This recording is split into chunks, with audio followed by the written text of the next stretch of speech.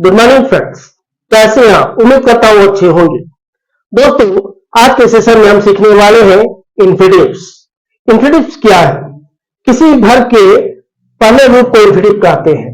Simple form of a verb is known as infinitive. किसी verb के simple form को verb one को infinitive कहते हैं। जैसे go, come, play, read, see, watch. Any verb, कोई भी वर्ब हो सकते हैं। यह नहीं कि ये सीख सी, कोई भी वर्ब क्रिया को हम इन्फिनिटिव कहेंगे। क्रिया में वर्ब में यदि एस लगा हो, सेकेंड फॉर्म हो, थर्ड फॉर्म हो, तो इन्फिनिटिव नहीं हो सकता। सिंपल वर्ब को हम इन्फिनिटिव कहेंगे। तो हमने क्या जाना कि किसी भी क्रिया के सामान्य रूप को हम इन्फिनिटिव कहेंगे।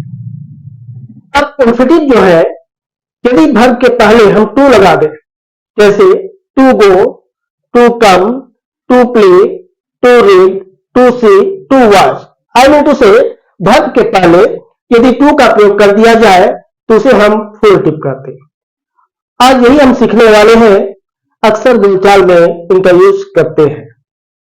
चलिए दोस्तों, आज का सेशन शुरू करते हैं। आज के सेशन में इन्फिनिटिव के माध्यम से वैसी चीज हम सीखने वाले हैं जो प्रतिदिन हम कहते हैं, सुनते हैं। आपने ऐसा लोगों कहते हुए सुना होगा, मेरे पास पढ़ने को पुस्तक नहीं है, उसके पास रहने को घर नहीं है, हम लोगों के पास पीने को पानी नहीं है। मीन्स ऐसा आपने सुना होगा। तो ये इन्फिनिटिव के सहारे हम कहेंगे। कैसे कहना है अभी हम सीखते हैं। तो दोस्तों, किसी भी नाउन, कोई वस्तु को हम नाउन कह सकते हैं। नाउन के बाद यदि कोई वर्ब आए तो उसे टू लगा के हम फुल बना सकते हैं। एग्जाम्पल से समझता हूं, मेरे पास खाने को भोजन नहीं है। क्या नहीं है? भोजन। तो मेरे पास भोजन नहीं है, ये हम पहले बनाएंगे, आई हैव नो फूड। मेरे पास भोजन नहीं, I have no food. Food is noun here. Food क्या है? नाउन। कोई वस्तु को हम नाउन कहेंगे, ये नाउन है। इनके बाद खाना, ये वर्ब है, ईट।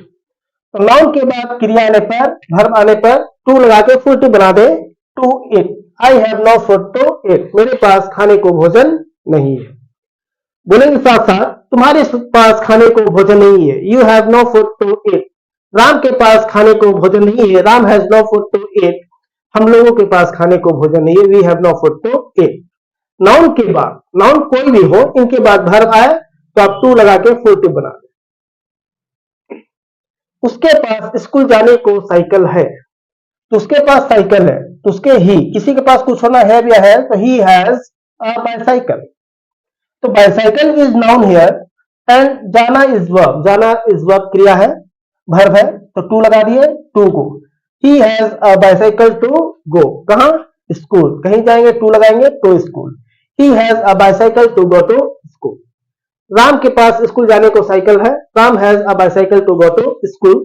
सीता के पास स्कूल जाने को साइकिल है। Sita has a bicycle to go to school. Sita के पास खेलने को समय नहीं है।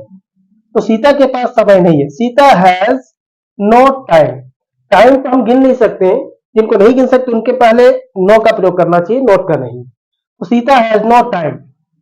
खेलने को, खेलना इज वर्ब और टाइम यहां नाउन के रूप में है, तो to play. Sita has no time to play.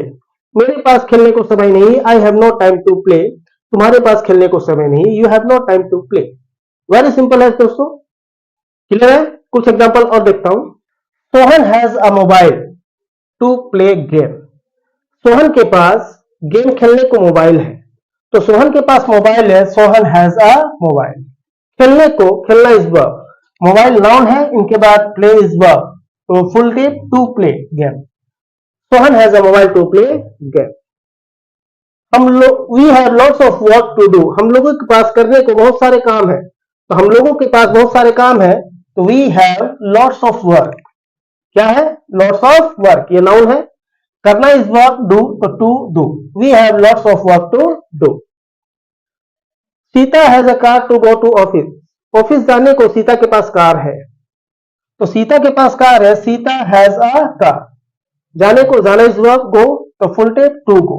Sita has a car to go to office. I have not a book to read, मेरे पास पढ़ने को पुस्तक नहीं है। तो मेरे पास पुस्तक नहीं है, I have not a book. Book is noun है और पढ़ना रीड इज वर्ब, तो to read. I have not a book to read. This beggar has not a blanket to protect himself from cold, इस भिखारी के पास ठंड से बचने के लिए ब्लैंकेट नहीं है, कंबल नहीं है। तो this beggar has not a blanket, बचने के लिए, टू प्रोटेक्ट हिमसेल्फ, खुद को, to protect himself from cold. तो दोस्तों, नाउन के बाद वर्ब आने पर टू का प्रयोग कर फुलटिव हम बना सकते हैं, ऐसा हम कहते हैं, अक्सर ऐसा यूज किया जाता है। चलिए कुछ एग्जांपल और देख लेता हूं। There is a library to read in my school, मेरे स्कूल में पढ़ने को पुस्तकालय है। ये पुस्तकालय कहाँ है? स्कूल में है। स्थान को हम लास्ट में रखेंगे, पहले बनाएंगे पढ़ने को पुस्तकालय है। तो कहीं पर जब कुछ होने की बात होती है, इस प्रकार के सेंटेंस को देयर से स्टार्ट किया जाएगा। देयर के साथ में इज या आर का प्रयोग करेंगे। संख्या रहे तो आर, नहीं तो इज, संख्या नहीं है तो इज। तो देयर इज क्या है? पुस्तकालय, अ लाइब्रेरी। तो लाइब्रेरी इज नाउन, ये नाउन है।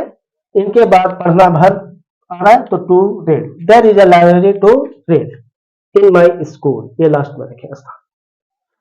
There is no water to drink at home, घर में पीने को पानी नहीं है।